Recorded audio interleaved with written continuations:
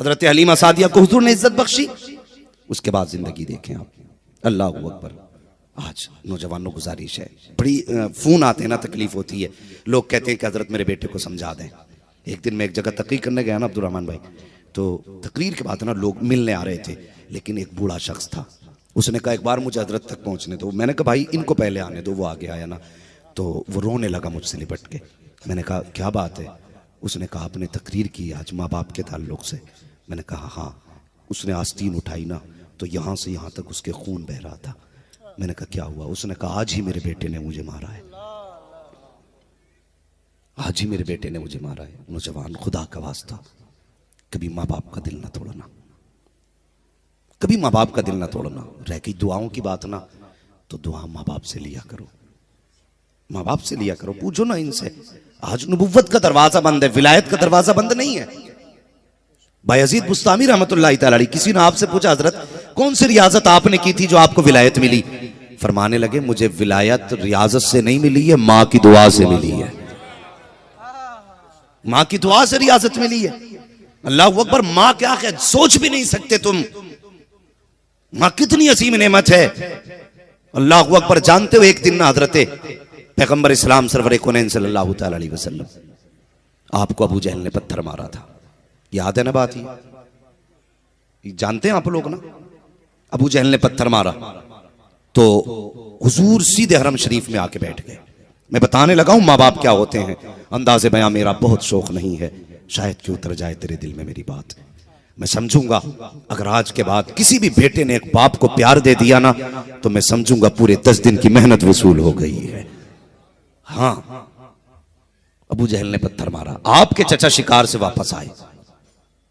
जब वापस आए ना चचा, तो खातिमा से हुक्म किया कि ला मेरे लिए खाना ला। खातिमा ने दस्तरखान बिछा के खाना रखते हुए ना आंख में आंसू थे। आप खातिमा को देख के कहने लगे क्या हुआ, तू क्यों रो रही है? उसने कहा मुझे लगता है खानदान कुरैश के मर्दों की तलवारों को जंग लग गया है। इतना सुनाना तो फौरन जलाल आ गया। क्या कह रही है? कहा तुम्हें नहीं पता? कहा क्या? आज तुम्हारे भतीजे को अबू जहल ने पत्थर से मारा है। अल्लाह अकबर। इतना सुनना था, अभी ईमान नहीं लाए थे चचा।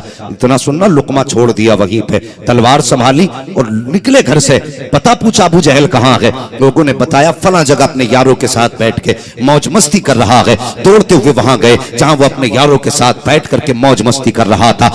आपने जाके तलवार का दस्ता लिया और तलवार के दस्ते से सर पे वार किया, खून बहा। उसके बाद पूछा कोई बताए मेरा भतीजा कहाँ है? किसी ने कहा हमने हरम के अंदर उसे रोते हुए देखा है। अल्लाह अकबर। उधर दौड़े जिधर मुस्तफा थे। हरम शरीफ में आए हैं तो क्या देखते हैं? सजदे में मुस्तफा का सर रखा हुआ है। हुजूर अपना हाल दिल अपने रब से बयान कर रहे हैं। चचा ने आके कहा था भतीजे सजदे से सर उठा लीजिए, मैं तुम्हारा बदला लेके आ रहा हूँ। मुस्तफा ने सजदे से सर नहीं उठाया। दूसरी मर्तबा फिर कहते हैं भतीजे सजदे से सर उठा, मैंने तेरा बदला ले लिया है। तीसरी मर्तबा फिर कहते हैं सजदे से सर उठा, हुजूर सजदे से सर नहीं उठाते हैं। तीसरी मर्तबा चचा ने कांधे पे हाथ रखा, हुजूर को उठाया। मुअर्रिखीन ने लिखा है जब हुजूर ने सजदे से सर उठाया तो सर से खून बह रहा था, आंखों से आंसू बह रहे थे, सजदे की जगह आंसुओं से तर हो चुकी थी। चचा ने मुस्तफा को सीधा खड़ा किया और खड़ा करने के बाद कहा था भतीजे आंसू पोंछ लीजिए, मैं तुम्हारा बदला लेकर के आ गया हूं। इतना कहा था और उसके बाद यूं हुजूर के चचा ने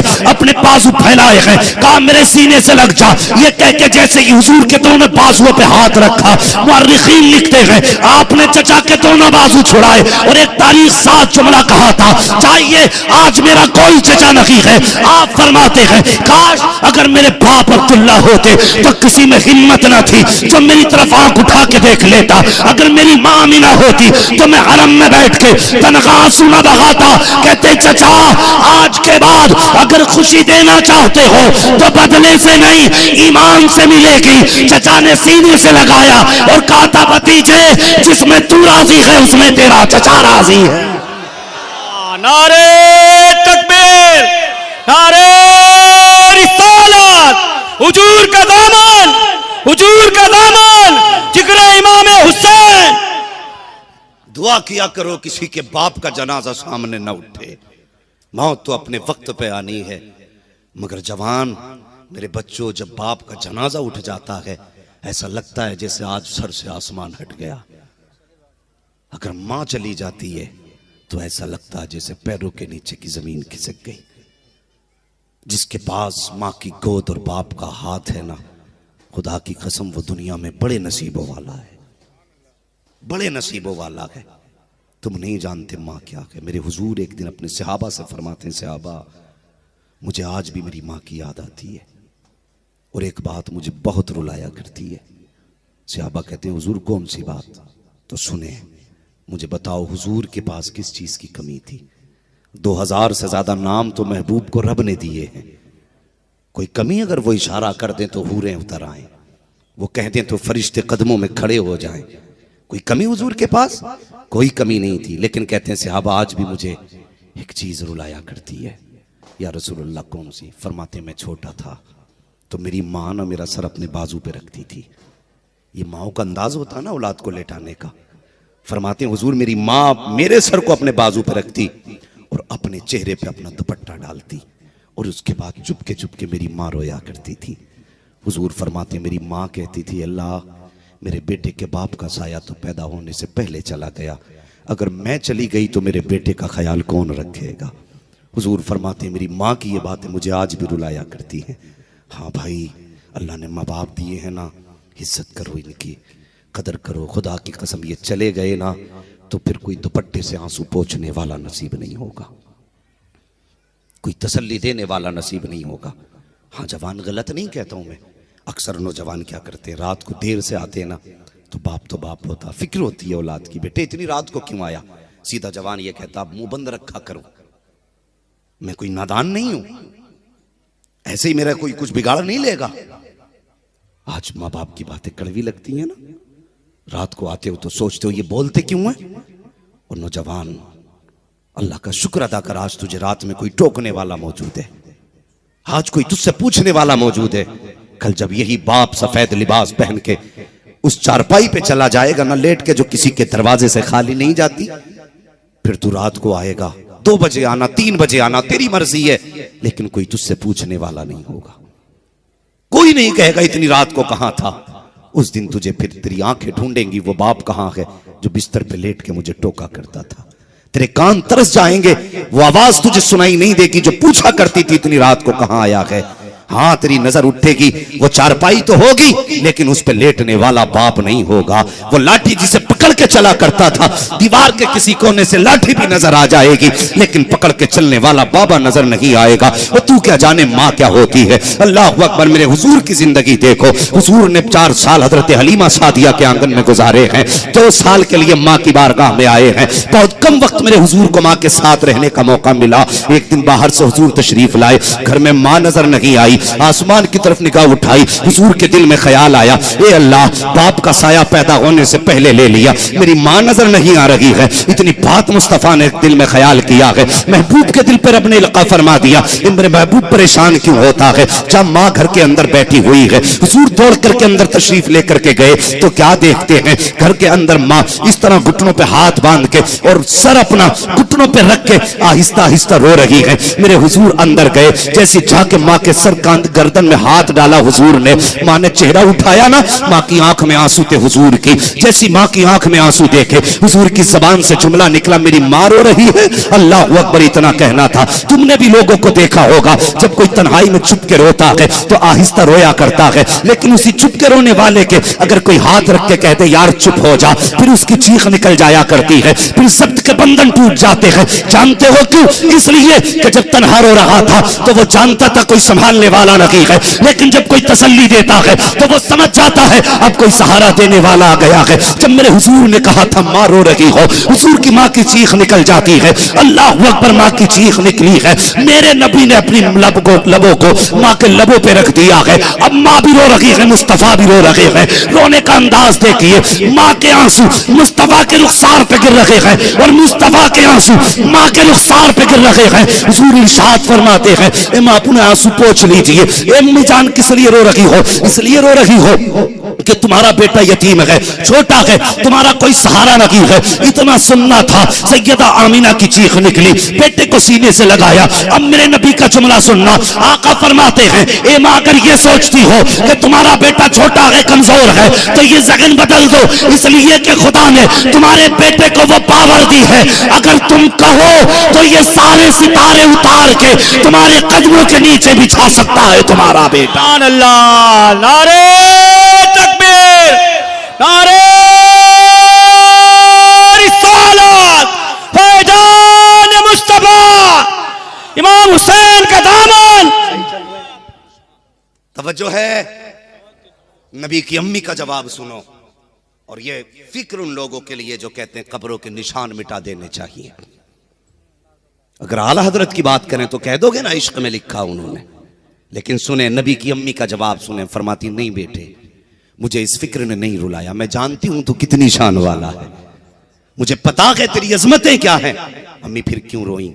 फरमाने लगी बेटे आज मुझे तेरे बाप अब्दुल्ला की याद आ गई। इतना सुनना, अम्मी क्या चाहती हो?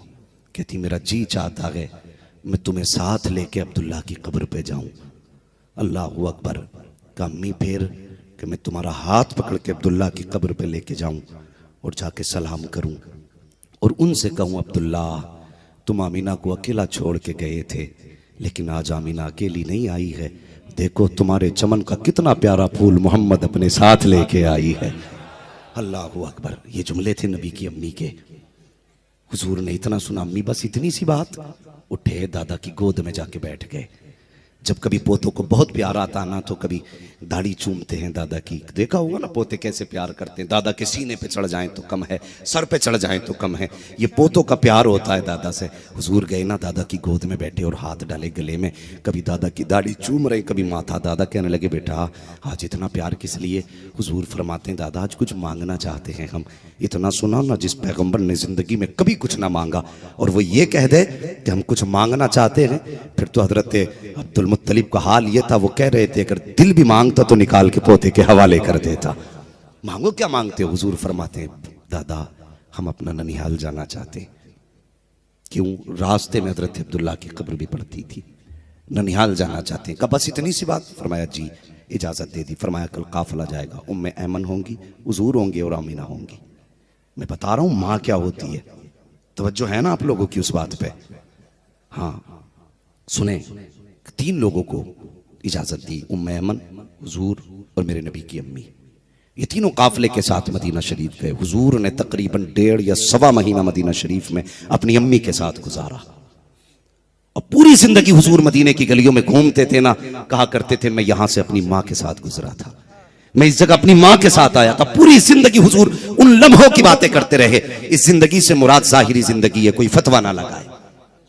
जाहिरी जिंदगी हुजूर अपनी पूरी ये बात करते रहे कि मैं यहां से मां के साथ आया था, यहां मां के साथ खड़ा था। जब वो पूरा हुआ ना सफर, वापस आने लगे, रास्ते में वापस आते हुए ना हजरत अब्दुल्ला का मज़ार कब्र शरीफ आई। हुजूर वालिदा के साथ बाप की कब्र पे गए, वहां से पलटने लगे ना सैयदा आमीना की तबीयत बिगड़ने लगी। जब तबीयत खराब होने लगी ना तो तबीयत इतनी बिगड़ गई कि आप सवारी पे बैठने के लायक ना रही। तो काफिले वालों ने कहा रुक जाइए, थोड़ा सा आमीना को सुकून मिल जाए फिर आगे बढ़ते हैं। अल्लाह अकबर। अब जरा गौर करना प्यारे, बजाय संवरने के तबीयत और ज्यादा बिगड़ती चली गई। तबीयत बिगड़ती गई, इतनी बिगड़ी कि आपके संवरने का कोई रास्ता नजर नहीं आया। शाम होने लगी, काफिले वालों ने कहा था बताओ जरा उम्मे ऐमन इनसे पूछो ये साथ जाएंगी या हमें जाने की इजाजत देते हैं? अगर रुकते हैं तो ये जंगल है, जानवरों का भी खतरा है, डाकुओं का भी खतरा है, हमें जाने की इजाजत दी जाए। जब काफिले वालों ने इतनी बात कही, जरा दिल पे हाथ रख के बता प्यारे, 6 साल का बच्चा साथ हो और सिर्फ माँ हो और एक उम्मे ऐमन हो, दूर दूर तक कोई तबीब और डॉक्टर का भी पता ना हो,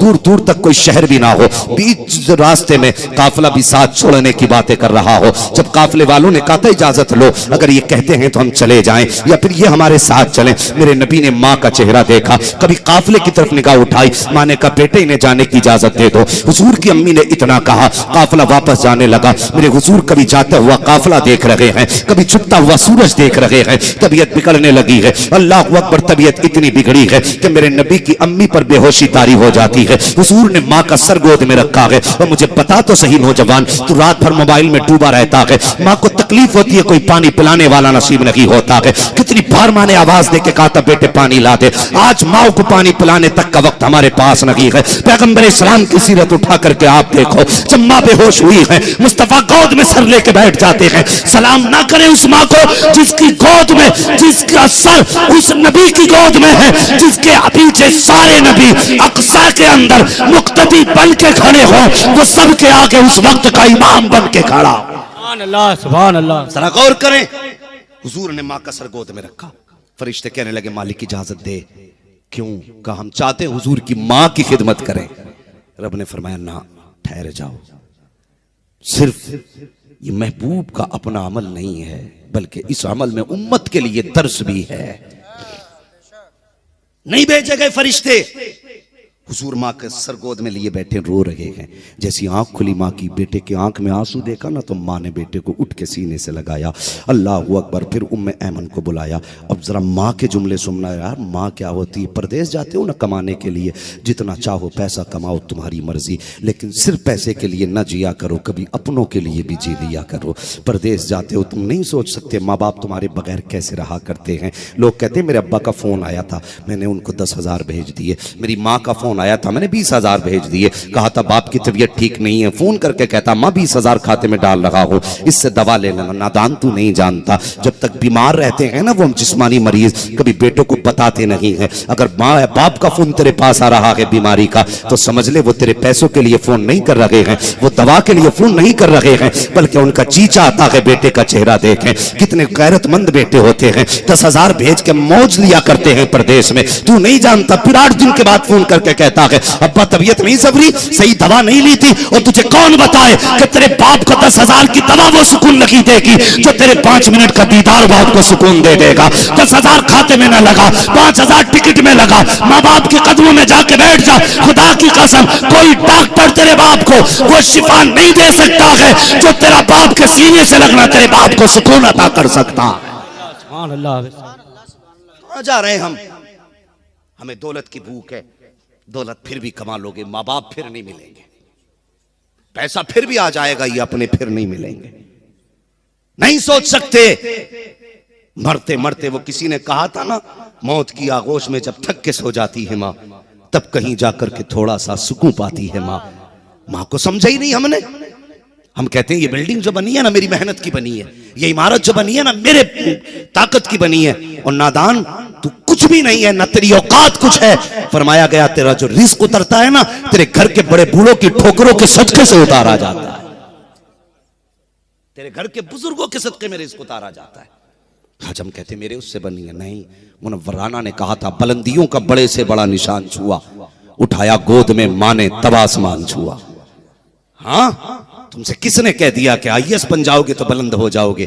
नहीं, जिस दिन माँ गोद में उठा लेगी उस दिन बुलंद हो जाओगे, उस दिन बुलंद हो जाओगे। अल्लाह अकबर।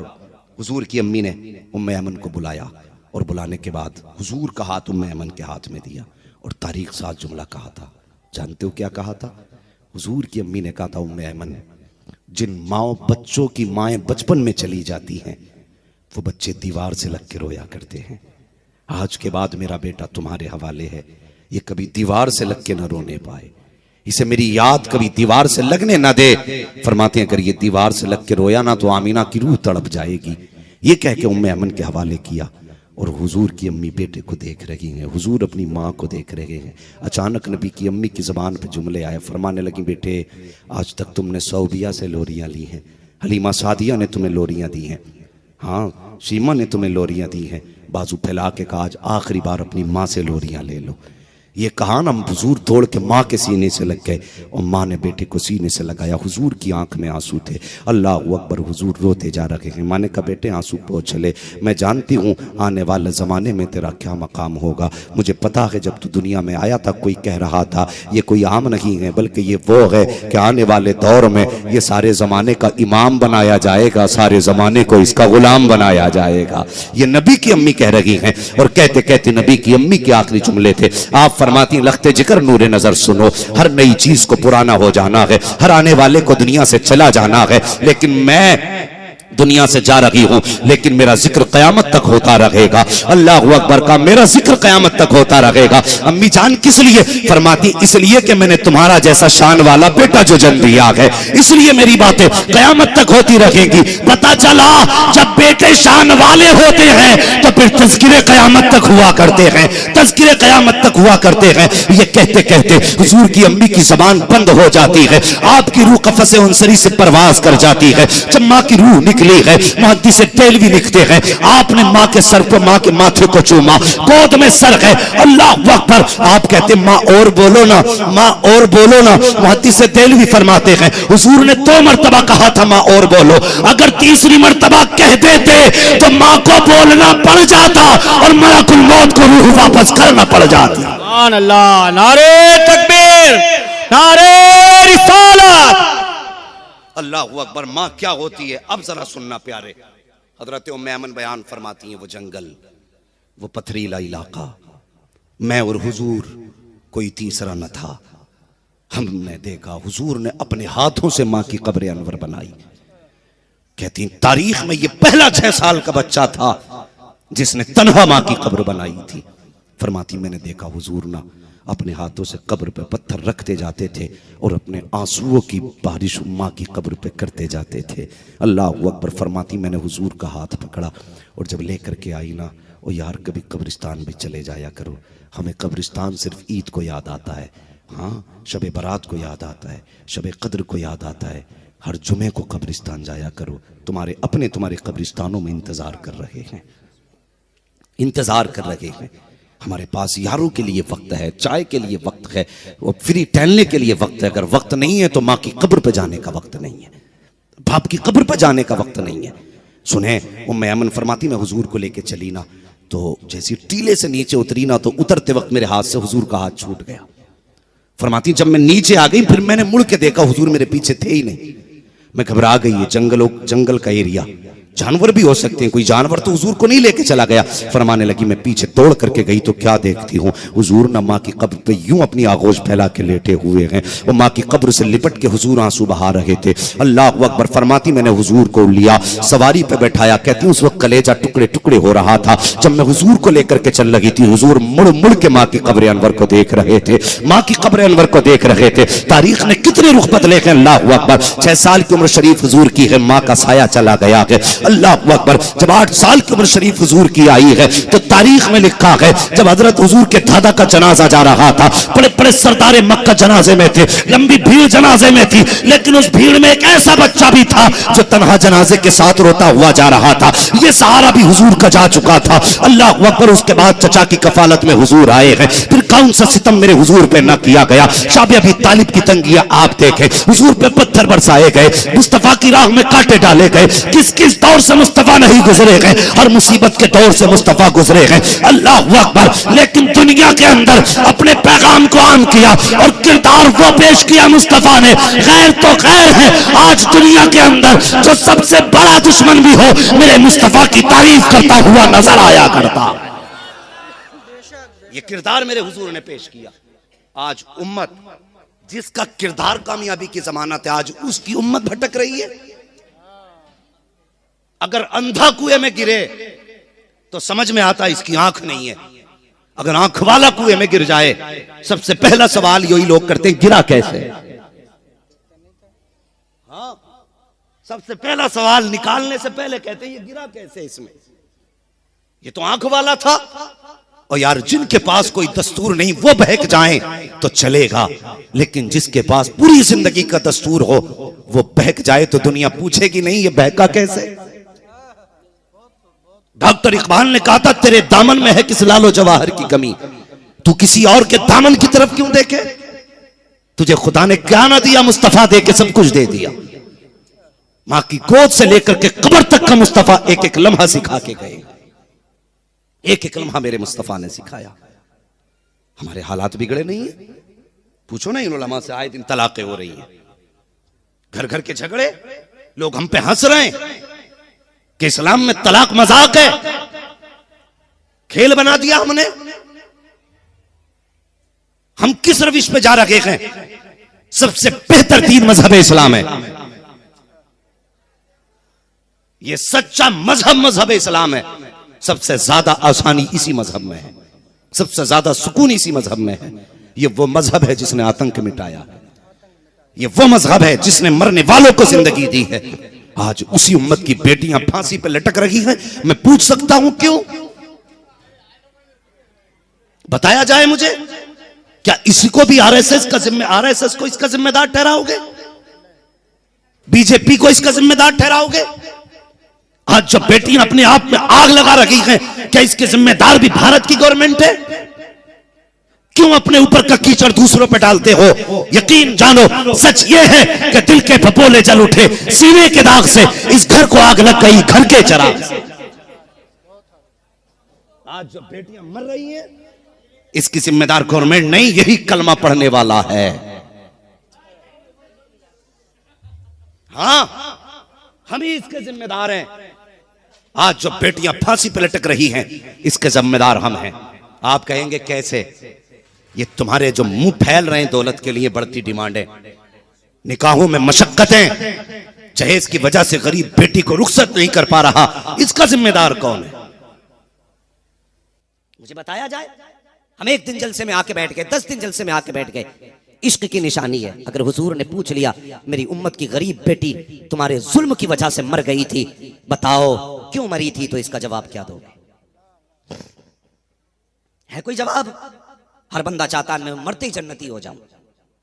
मरते ही जन्नत में जाना चाहते हो तो सुनो, ये जो डिमांडें बढ़ रही हैं, गरीब का जीना मुश्किल हो गया है, ये खत्म करो। अल्लाह ने अगर तुझे साहिब इस्तिताअत बनाया है ना, तो अपने घर में बेड खुद खरीद ले, सोफा खुद खरीद ले, उसके रहने का बिस्तर खरीद, खाने के बर्तन खरीद, पहनने के कपड़े खरीद, और इज्जतदार चंद लोगों को लेके जा। किसी गरीब की बेटी को अपने घर की इज्जत बना। खुदा की कसम, आज तू गरीब की थोड़ी दौलत से राजी हो जा, कयामत में खुदा तेरे थोड़े अमल पे राजी हो जाएगा। क्यों नहीं करते हम ये काम? आज बेटियां मर रही हैं, खुदा के वास्ते खत्म करो ये तमाशे। जितना लड़की वाला अपनी मर्जी से दे वो ठीक है, मगर किसी पे दबाव ना बनाओ, दबाव ना बनाओ। जन्नत में जाने का आसान तरीका ये है, फक्कु रक़बा, जो किसी की फंसी गर्दन बचा देगा, मैं उसे बिना हिसाब के जन्नत अता फरमा दूंगा। हालात फरमाती वो तो निहायत सस्ता सौदा बेच रहे हैं जन्नत का। हम मुफलिस क्या मोल चुकाएं, अपना हाथ ही खाली है। करें ना तरीके अच्छे इख्तियार, अच्छे तरीके इख्तियार करो।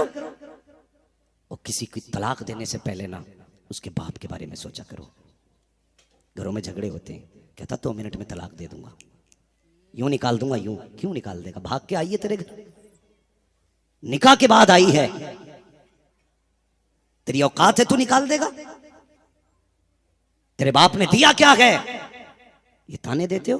कभी झांक के देख, जब से तेरे घर में आई है ना, ये तेरे बाप के दिए बिस्तर पे नहीं लेट रही है, जब से आई है अपने बाप के दिए बिस्तर पे लेट रही है।